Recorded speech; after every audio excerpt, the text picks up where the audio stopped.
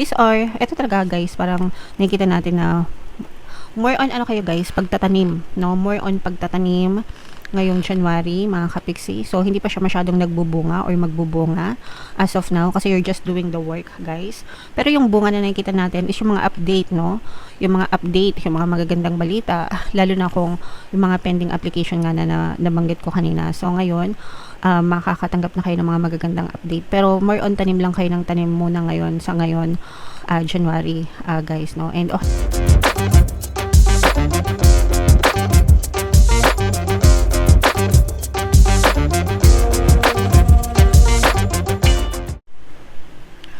hello guys, hello Sagittarius, welcome back to Pinay Pixie Tarot. Ang pamagat ng episode natin for tonight is second half kapalaran para ngayong January 16 to 31 para sa Sagittarius, Sun, Moon, Rising Sign, and Venus.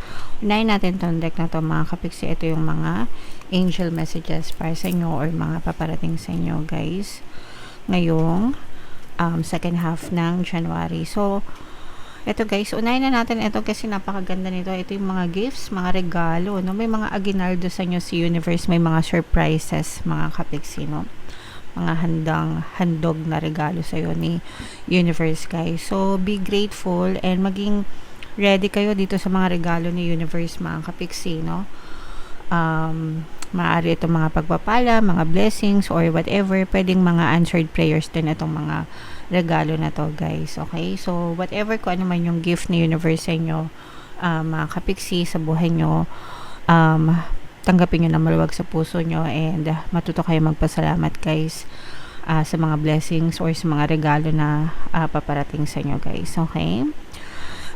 Ito naman guys, ibig sabihin nito for some of you, parang hindi pa kayo nakaka-let go, hindi pa kayo nakaka-move on. And ito nga yung sinasabi ko sa inyo guys na dapat kalimutan nyo na yung mga nangyari noong 2025 and yung mga nakaraang taon, nakaraang buwan guys. Everything that happened in the past, you have to learn to let go. Kasi most of the time yung mga nakaraan, yung mga negative na nangyari sa past, no, nagiging pabigat sa atin, nagiging pahirap sa atin mga kapiksi. So, and most of the time nagiging dahilan yun para ma-stuck tayo sa buhay or manega. So, you have to release them, let them go, and sabihin nyo sa sarili nyo na tapos na yun, it's over, hindi na kayo pwede masaktan, no? And just focus on the present mga kapiksi. And itong resilience guys, ito best trait natin tong mga Pilipino, 'di ba? Na talagang matiisin tayo, matyaga sa buhay, and yeah, so habang maiksi ang kumot guys, magtiis mamaluktot, pag mahaba na't malapad tsaka na tayo magunat-unat, mga kapiksi, okay? And hanggang kaya natin tiisin guys, gawin natin. Basta wag tayong susuko sa mga pagsubok ng buhay, mga kapiksi. Alright? So, yan yung mga mensahe sa inyo, guys. So, comment down below if naka-resonate kayo dyan. Wait lang. Ayusin natin yung ating ilaw. Ayan. So, eto naman, guys. Para naman ito sa love, no? Ngayong January, simula ngayong January, i-incorporate na natin yung mga love energies sa bawat reading kasi guys, aalisin na natin yung love series natin dito sa ating channel mga kapiksi. So, tingnan natin yung mga nakaka-impluensya sa love life nyo guys. True gem, no? Ibig sabihin nito, for some of you, maaaring nakilala mo na yung true love mo. If meron kayong partner o specific person, pwedeng siya na yung person na para sa iyo talaga, or parang ano guys, nakikita nyo na yung totoong intention ng person mo, or parang para sa iyo or para sa kanya. Pwede magkabaliktad guys, no? Kayo yung kayamanan ng isa't isa, no? Parang sa iyo kayamanan siya sa iyo, or para sa kanya kayamanan kanya, parang ganun guys, okay? So ibig sabihin may importansya, may value, may pagpapahalaga, guys, okay? So, yan yung first na energy. Ito naman, guys, may beauty queen dito.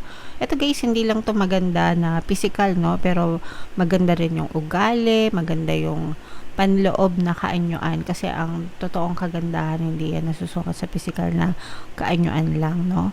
Kasama dyan yung panloob na kaanyuan, mga kapiksi.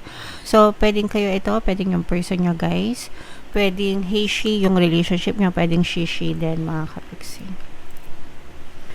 And, another message, meron tayo, wallflower. Ito naman guys, pag sinabing wallflower, ito yung mga dark, mga shadow, mga dark na nakaraan, no?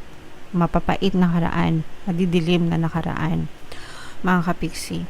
So, it's either ikaw yung may dark past or yung person mo yung may dark past, guys. Pwedeng tinatago sa inyo or pwedeng nalaman nyo na ganyan or pwedeng tinatago mo sa kanila, guys. There will be reasons kung ba't gusto natin itago, no? Kasi minsan, hindi natin alam kung ano iisipin nila kapag nalaman na ganito, ganyan. Pero, if totoo talaga yung intention mo dun sa tao, it's important na alam nila kung ano yung nakaraan, yung true stories, diba? Para malaman nyo kung matatanggap nila kayo ng buong buo, and ganun din sila, mga kapiksi. Okay? So, comment down below. At saka, pag-pass, tapos na yun, guys, no? Huwag nyo nang hayaan na maging bangungot pa yan ng inyong present. So, comment down below, guys, if feeling nyo naka-resonate kayo dyan. So, shuffle natin to. Hanapin natin yung energy ng Sagittarius habang sinashuffle ko to, guys. Panoorin nyo muna yung video natin regarding sa ating paano mag-manifest ng abundance video course. Kapiksi, sawa ka na ba sa mga struggles at hirap sa buhay mo? Masipag ka ba at masikap sa buhay ngunit hindi ka pa rin umaasenso? Ilang beses ka na bang nag-attempt mag-negosyo at mag-invest pero palagi ka pa rin nalulugi? Sa pagkakataon na ito ay maaaring may subconscious beliefs ka na nagiging balakid sa iyong pag-unlad at pagyaman. Introducing, paano mag-manifest ng abundance video course. Dito ay matututunan mong ma-overcome ang mga balakid mo para tuluyan ka ng umunlad, umasenso, sumagana, maging matagumpay, successful at maswerte sa iyong kabuhayan, pera, trabaho, negosyo, salapi at kaperahan ng bonggang-bongga. Dali, mag-send na ng email sa pinoypixie@gmail.com at simulan na ang iyong pagyaman ngayon. Alright, so sa lahat ng gusto mag-avail ng course, guys, meron tayong paano mag-manifest ng abundance video course. Paano mawala ang third party at magkaroon ng harmonious na relationship, paano pabalikin sa ex vice breakup. Sa mga interesado, guys, mag-send lang kayo ng email sa pinoypixie@gmail.com. And sa mga naghahanap, guys, ng pampaswerte na lucky charms or lucky bracelet, aventurine tsaka citrine yung recommended ko, guys. Ito yung sample, may makita kayong mga link sa description box. So, Sagittarius, guys, kayo ay represent ng Queen of Wands sa ating spread. Latag natin spread nyo, guys. So, ito yung napaka-positive na set of energies, mga kapiksi. Meron dito ang presence ng water sign, Cancer, Pisces, Scorpio. For some of you, guys, maaring may ganyang element kayo sa inyong natal chart or you may be dealing with other signs na may ganyan sa kanilang natal chart. This is brand new beginning, guys. Yung iba sa inyo mag-i-invest, no?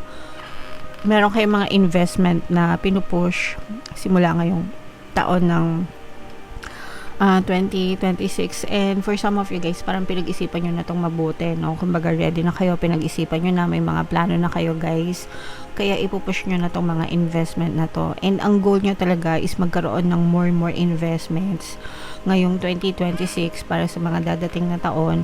Marami kayong aanihin, guys, no? So, yan ang mga goal nyo for 2026. So, kung may mga ganyang klaseng goal kayo, guys, i-push nyo yan kasi kayo din naman makikinabang yan in the future, mga kapiksi. Okay? Meron din ditong, may mga matatanggap kayong good news or magagandang balita pagdating sa kaperahan. Mga kapiksi, no? Kung meron kayong mga pending na application, mga ina-applyan. Yung iba parang nag-a-apply ng hindi lang trabaho, guys. For some of you, pwedeng trabaho. For some of you, business, no? Kung nag-a-apply kayo, naglalakad kayo ng mga papeles para sa negosyo nyo, mga business permit, mga requirements sa pagtatayo ng negosyo, whatever, guys. Yeah. So, nararamdaman natin na nagiging ma-okay, nagiging swabe yung proseso ng paglalakad nyo ng mga papeles, guys, no? So, ituloy-tuloy nyo lang yan, mga kapiksi, kasi kayo rin yung may kinabang yan. And may chance, itong mga negosyo na to, for some of you guys, no, maaring may chance na umunlad, umangat, umasenso yung inyong pamumuhay. Sa mga kapiksi natin may mga negosyo, mga kapiksi, maaring mag-boom yung inyong business, yung iba sa inyo maaring mag-expand yung mga business nyo, no, mga kapiksi. So, ituloy-tuloy nyo lang yan, guys. Syempre kayo rin naman yung mag-aanin yan in the future. Yung iba sa inyo guys, maaring matuloy sa mga kung nag-a-apply kayo sa abroad, no? Yung mga nag-a-abroad naman, or yung mga merong mga pending application sa abroad, mga kapiksi, maaari ding kayong makatanggap ng mas malinaw na update or progreso, or makakita kayo ng progreso, no, ng mga nilalakad nyo sa pag-abroad nyo, mga kapiksi. Okay, so i-main-main nyo na yan guys, yung mga matutuloy sa abroad. Kapag nag-abroad yung iba sa inyo guys, may chance na umunlad, umasenso yung buhay nyo. Given naman yon guys, kasi iba yung value ng pera sa ibang bansa kumpara sa Pilipinas, diba? So yeah. And yeah, so magaganda yan, i-main nyo na lahat yan sa comment section. Yung, ayan, no, mga brand new beginnings. Ito, yung iba sa inyo guys, talagang feeling ko ready kayo sa mga plano nyo, malinaw yung mga plano nyo for 2026, and parang ready kayong i-execute lahat ng plano nyo. Ito talaga guys, parang nakikita natin na more on kayo guys, pagtatanim, no, more on pagtatanim ngayong January, mga kapiksi. So, hindi pa siya masyadong nagbubunga or magbubunga as of now, kasi you're just doing the work, guys. Pero yung bunga na nakikita natin is yung mga update, no? Yung mga update, yung mga magagandang balita, lalo na kung yung mga pending application nga na nabanggit ko kanina. So, ngayon, makakatanggap na kayo ng mga magagandang update. Pero, more on tanim lang kayo ng tanim muna ngayon, sa ngayon, January, guys, no? And okay lang yan.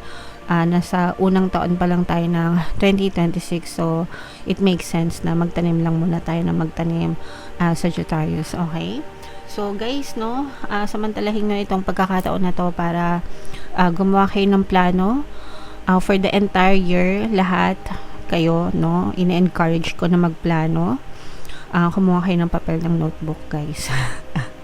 Isulat nyo kung ano yung gusto nyo mga plano for 2026. Magawa kayo ng short-term goals and long-term goals, mga kapiksi, kasi yun lang yung magandang paraan para makita nyo talaga kung nagpa-progress kayo, umuunlad, umasenso, and at the same time meron kayong parang blueprint ba, gabay, no, para talagang umangat, mag-progress yung buhay nyo, mga kapiksi. So taon-taon ko yung ginagawa, guys, kaya sinishare ko yan sa inyo para gawin nyo rin, mga kapiksi, para hindi tayo stagnant sa buhay natin, guys. Okay?